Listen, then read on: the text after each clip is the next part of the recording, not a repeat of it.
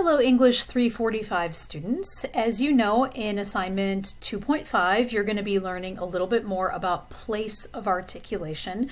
And one of your options for learning about this is to watch this quick screencast that gives you an overview of what this means.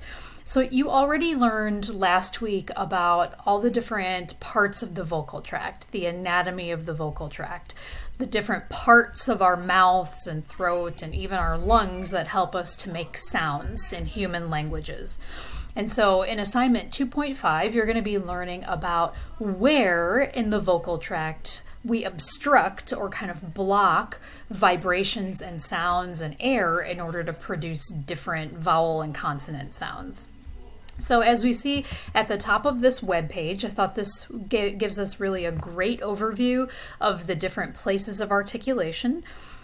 So we can talk about bilabial sounds, labiodental sounds, dental sounds, alveolar sounds, postalveolar, palatal, velar, glottal, and that pretty much is all of them. This just gives you a navigation of the whole page.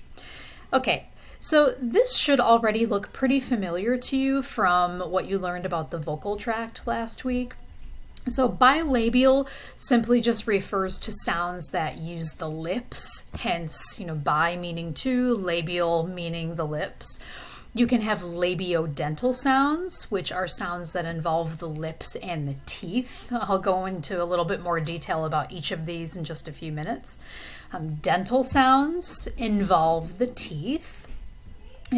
Alveolar sounds, if you put your tongue behind your teeth and kind of feel that little bumpy ridge that's right behind your teeth, that's called the alveolar ridge. And there are certain sounds that we make by touching the tip of the tongue to that area.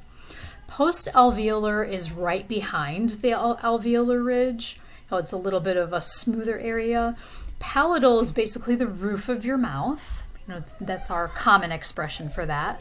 A velar sound is any sound that's in that area behind the roof of your mouth. It's a little bit softer, kind of heading down towards your throat.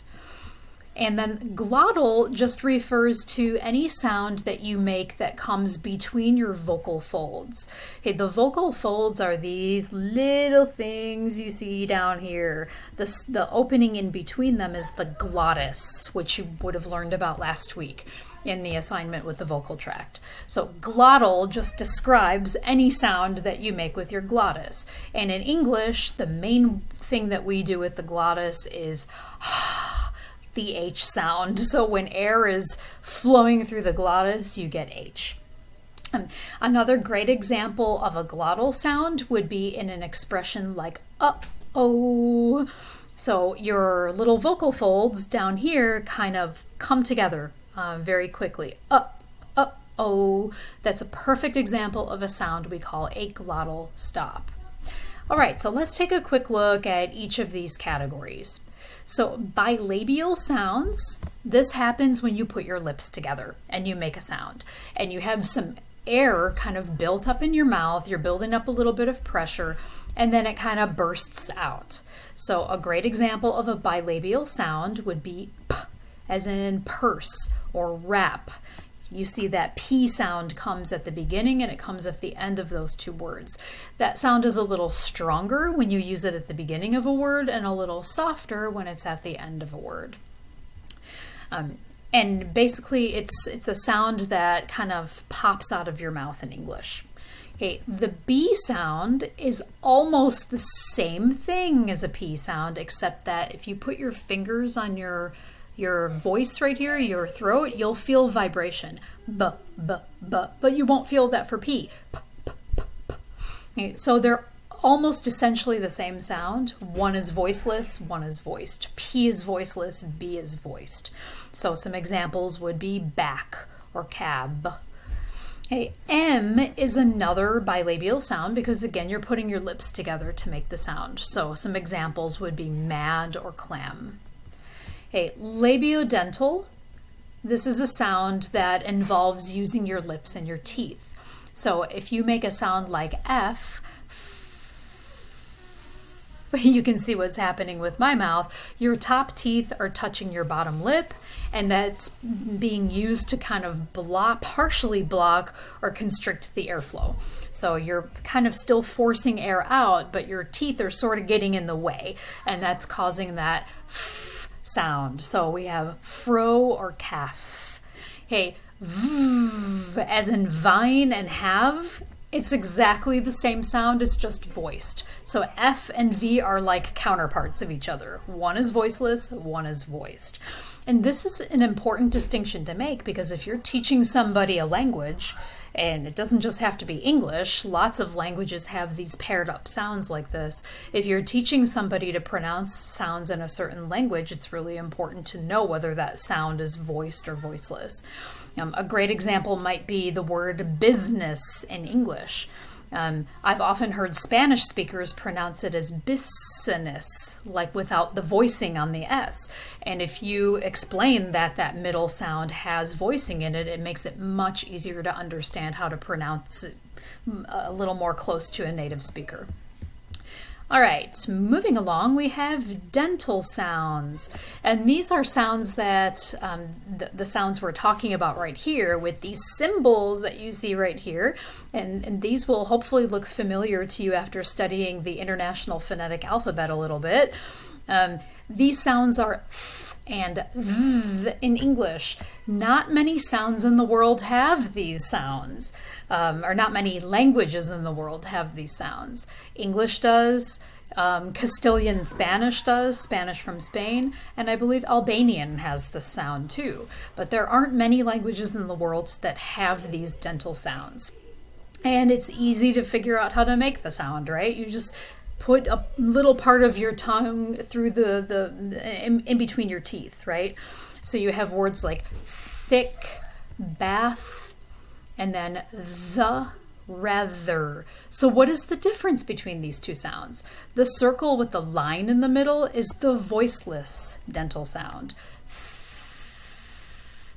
And this little symbol that actually used to be in Old English is the voiced TH sound, like the, and you can feel it. Once again, if you put your fingers on your throat, you can feel that voicing. Okay, the next sound we have is an alveolar sound, and that's basically when you're kind of tapping the tip of your tongue against that ridged area of the roof of your mouth, and that blocks or constricts the airflow. So some examples of the alveolar sounds might be n as in no, or t as in tab, d as in dip. Notice that T and D are counterparts. T is voiceless, D is voiced. Okay, S as in suit, Z as in zit. Okay, these again are counterparts. S is voiceless, Z is voiced. Just like the business example I mentioned, you got to make sure you voice that Z sound in order to pronounce it correctly. Okay, or L as in luck and fully. For all those consonants, notice that the tip of your tongue is kind of touching that alveolar ridge area. It's not right behind the teeth, or not on the teeth themselves, but just behind. And that's what makes those sounds sound the way they do. A postalveolar sound is going to be when you pull your tongue back just a little bit from the alveolar ridge. And to give you some examples of those sounds, a sound like shot. Your tongue is not quite on the alveolar ridge, it pulls back just a little bit. And the tongue and that kind of postalveolar area, they're not exactly touching each other all the way. It's like a friction. There's just enough sound or kind of airflow getting through there to be able to make that friction-like sound, like shh. The symbol for that looks like a long extended S, right? Okay, then we also have sounds like vision, measure, or even pleasure. This one that looks kind of like a 3, it's a zh sound. If you've ever studied French, you know that the word for I, like I is in the pronoun I, is je. It's the perfect example of this sound. So the sh and the zh are formed in the same way. They are counterparts. One is voiced, one is voiceless. Sh, is the voiceless one, zh is the voiced one. Okay, we also have other consonants that are not as extended as those first two. They're written as kind of a combination in these IPA symbols. So the T plus the long extended S is ch, like chick or match. It reminds me of a sneeze almost. It's a sound that kind of bursts out of your mouth and it's not extended like sh or zh, ch. Okay, and that's voiceless. The voiced counterpart is j, as in jam or badge. All right, so a palatal sound would be ya. We only have one of them, so just make a ya sound and you can feel your tongue kind of roll from the alveolar area all the way to the back. Ya, ya, yes, by you. Some people even consider this like a semi-vowel because it almost sounds like E sometimes. Okay, so basically when you kind of raise your tongue all the way to the roof of your mouth and sort of let it roll all the way back. The velar sounds are soft palate sounds. Soft palate is the area behind the roof of your mouth, this soft area.